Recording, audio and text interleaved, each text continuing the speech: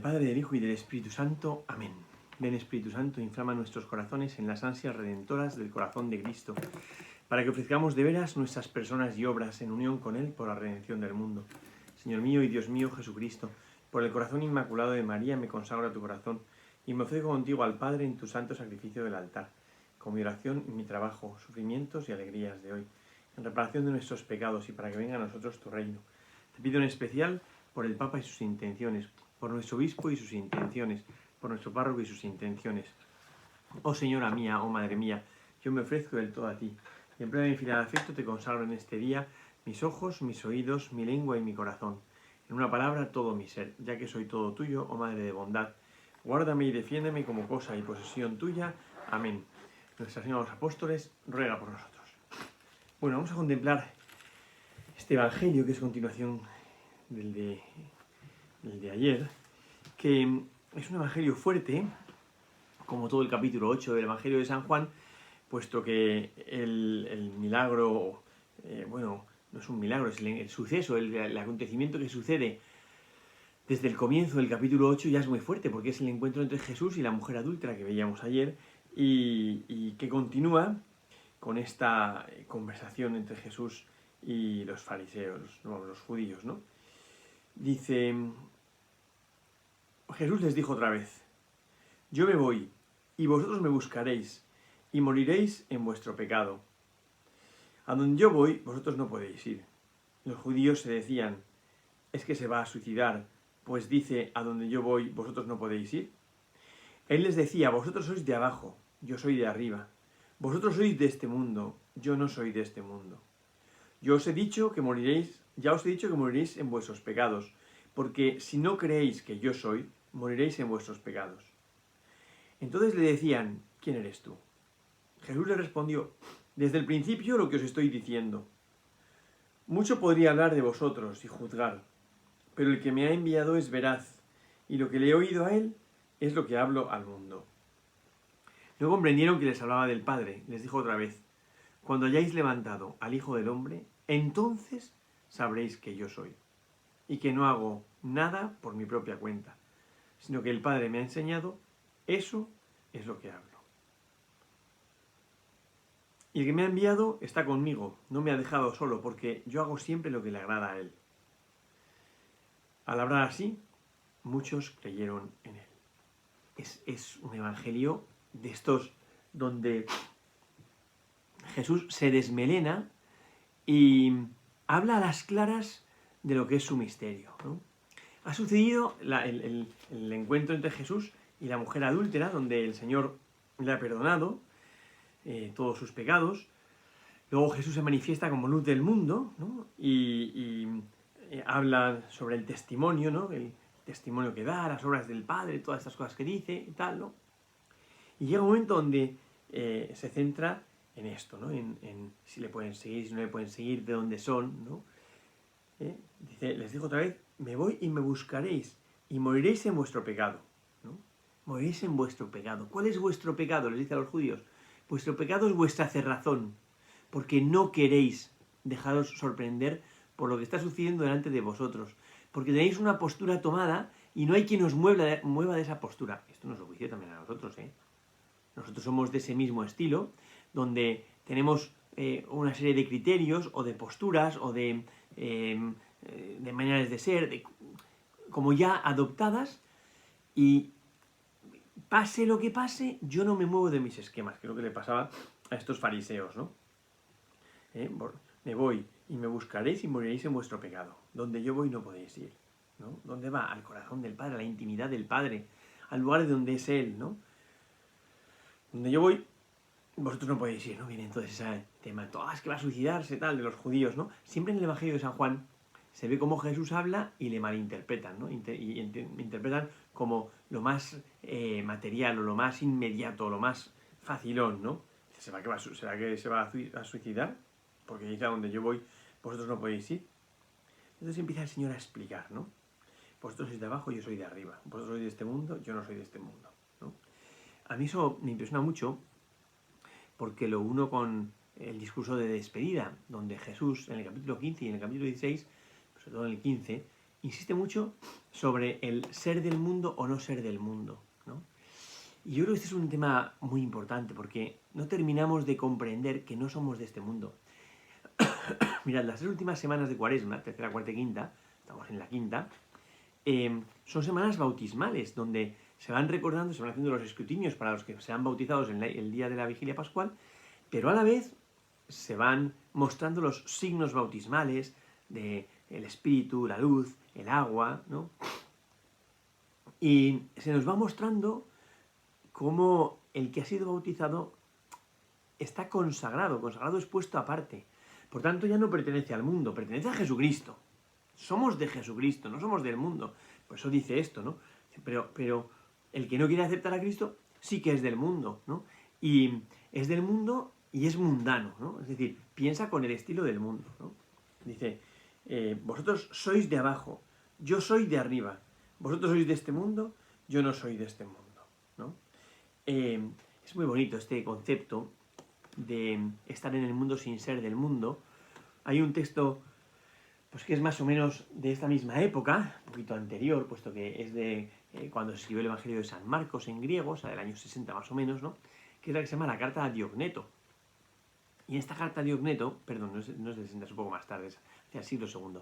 En esta carta a Diogneto, un obispo escribe a este hombre, a este tal Diogneto, para explicarle qué son los cristianos. Y les va diciendo cómo están en el mundo, pero no son del mundo. Están en el mundo y viven en el mundo y se manifiestan en el mundo y tal, pero no son del mundo. Entonces utiliza un símil que yo creo que es bien bonito, porque dice que lo mismo que es el alma para el cuerpo, son los cristianos para el mundo, que están en todas partes, viven en cualquier patria, pero su patria es el cielo, no pertenecen al mundo, pertenecen a Dios, ¿no? Y va mostrando algo que a veces se nos olvida a nosotros, que es lo que decía hace un momento, carácter sagrado de los bautizados. Porque has sido bautizado, has sido incorporado al ámbito de lo sagrado. Ya tu medida no es el ámbito de lo profano solamente, estamos en el ámbito de lo profano, pero nuestra medida es lo sagrado, pertenecemos al Señor, ¿no? Entonces dice, vosotros sois de abajo, yo soy de arriba, vosotros sois de este mundo, yo no soy de este mundo. Como diciendo, no podéis pretender encerrarme en vuestros pequeños esquemas, en vuestras casillas, porque yo no soy de este mundo. Y vosotros juzgáis con los criterios que tenéis de este mundo, pero yo no soy de este mundo. Entonces, no me podéis encasillar en vuestros pequeños esquemas, ¿no? Y dice, ya os he dicho que moriréis por vuestros pecados, porque si no creéis que yo soy, moriréis en vuestros pecados. En el fondo es una inclusión. Ha empezado un poquito antes diciendo esto, ¿no? Dice, yo me voy y vosotros me buscaréis y moriréis por vuestros pecados. Y aquí igual, ¿no? Ya os he dicho que moriréis por vuestros pecados, porque si no creéis que yo soy, moriréis por vuestros pecados, ¿no? O moriréis en vuestros pecados, ¿no? Pero introduce un término cristológico muy fuerte, ¿no? Dice, ya os he dicho que moriréis en vuestros pecados, porque si no creéis que yo soy, ese yo soy es muy fuerte, ¿no? Le está diciendo, vosotros moriréis en vuestra cerrazón. No habrá quien os saque de esa cerrazón, porque sois unos cabezotas, ¿no? ¿Y por qué? Porque no creéis que yo soy. Oye, esto es una cosa bestial. Siempre en los evangelios, dependiendo del término cristológico que se usa, así pensamos que comprenden a Jesús, ¿no? En el Evangelio de San Marcos utiliza hijo del hombre, o utiliza en 3 o 4 ocasiones, 3 y media, ¿no? Utiliza el hijo del Benito o el hijo de Dios. En San Mateo utiliza mucho el Mesías, el hijo de David, porque tiene a Jesús enmarcado dentro de las promesas que se verifican y se cumplen en él. Entonces, es el hijo de David, es el descendiente de la promesa, el continuador de esa promesa. Para San Lucas es el Kyrios, el Kaiser, el Señor, ¿no? Y tiene una concepción como muy regia de Jesucristo, es el Señor, el que domina, un poco todo, ¿no? Y para San Juan tiene una variedad de términos aplicados al Mesías impresionante. El esposo, el hijo de Dios, el verbo, no sé, muchísimas, la luz, el agua, muchísimas, ¿no? Pero en esta concepción hay un término cristológico que es bestial, O sea, que nadie podía resistir eso, que es el yo soy, el Yahvé, Yahvé, ¿no? Yo soy el que soy. Por eso pues esto se puede decir así, os he dicho que moréis en vuestros pecados, porque si no creéis que yo soy Yahvé, que yo Yahvé, que yo soy, moriréis en vuestros pecados, ¿no? O sea, el pecado es no estar abierto a la posibilidad de que en Cristo se me esté revelando Dios. Cosa bastante gorda, porque efectivamente en Él se revela el que es Dios, el que es Dios, ¿no? Por eso dice, si no creéis que yo soy, moriréis por vuestros pecados. Entonces le dicen, ¿quién eres tú? O sea, es impresionante. Les acaba de decir, si no creéis que yo soy el que soy, si no creéis que yo Yahvé, claro, o sea, ellos se quedarían pero petrificados. ¿Qué dice este hombre utilizando el nombre sagrado? ¿Por qué se lo apropia a él mismo? ¿Por qué se adueña? ¿Por qué se autodenomina el Señor? O Yahvé, que es un nombre prohibido, ¿no? Entonces dicen, ¿quién eres tú? Surge la pregunta, la inquietud. Esa pregunta, y yo creo que teníamos que tener todos y hacer un trabajo para responderla. Un trabajo doble, por un lado, un trabajo de bucear en la palabra de Dios, de disfrutar, de saborear la palabra de Dios, de que el Señor se nos revele en una conversación amigable, pero por otro lado, un estudio sistemático de todo aquello que nos pueda como iluminar el misterio de Cristo, ¿no? Entonces, ¿quién eres tú? Jesús respondió, desde el principio, lo que os estoy diciendo. Desde el principio lo que os estoy diciendo es una cosa como muy rara, ¿no? Podría ser el que os está hablando desde el principio. El que ya en el principio os hablaba, dialogaba con la humanidad, ¿no? O sea, en este discurso, después de haber perdonado los pecados de la mujer adúltera frente a todos los demás que querían lapidarla, yo creo que Jesús, a las claras, se está manifestando como Dios. Claro, nosotros somos occidentales, entonces este texto, bueno, pues como que nos impresiona y tal, pero tampoco tanto, ¿no? Pero para un oriental, para un semita que tuviese en la cabeza todo el Antiguo Testamento, o sea, estos textos tienen que estar abriendo las carnes. Pero ¿quién es este? ¿Quién se cree este que es? ¿No? Y dice, pues no creéis que yo soy, moriréis en vuestros pecados. ¿Quién eres tú? Desde el principio es lo que os estoy diciendo. Mucho podía hablar de vosotros y juzgar, ¿no? Es muy bonito porque está diciendo, vosotros a mí no me conocéis, pero yo a vosotros sí. Y dice, mucho podría hablar de vosotros, pero sería muy largo, ¿no? Y no estoy dispuesto, ¿no? Porque no, eso es lo que os estoy diciendo, ¿no? Mucho podría hablar de vosotros y juzgar. Dice, pero el que me ha enviado es veraz, y lo que he ido a él es lo que habla al mundo, ¿no? Esa relación entre Dios, que es la verdad, y Jesucristo, que sintoniza con él y tal. Dice, no comprendido que se habla del Padre. En muchos momentos Jesús habla, en el discurso del buen pastor y de la puerta, tampoco se enteraron que era por ellos, ¿no? Y entonces ya, dice, les dijo pues Jesús, ¿no? Como muy a las claras, ¿no? Dice, cuando hayáis levantado al Hijo del Hombre, entonces sabréis que yo soy, ¿no? Cuando me habéis puesto en alto, entonces sabréis que yo soy.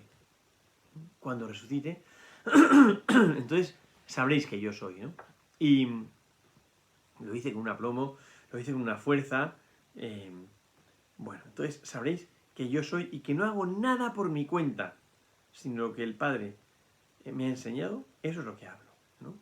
O sea, sintonizo con el Padre, mis palabras son las palabras del Padre, no hago nada por mi cuenta, esa dependencia absoluta del Hijo frente al Padre, ¿no? Y sobre todo, la fuerza que tiene cuando yo sea levantado sobre la tierra, atraeré a todos hacia mí.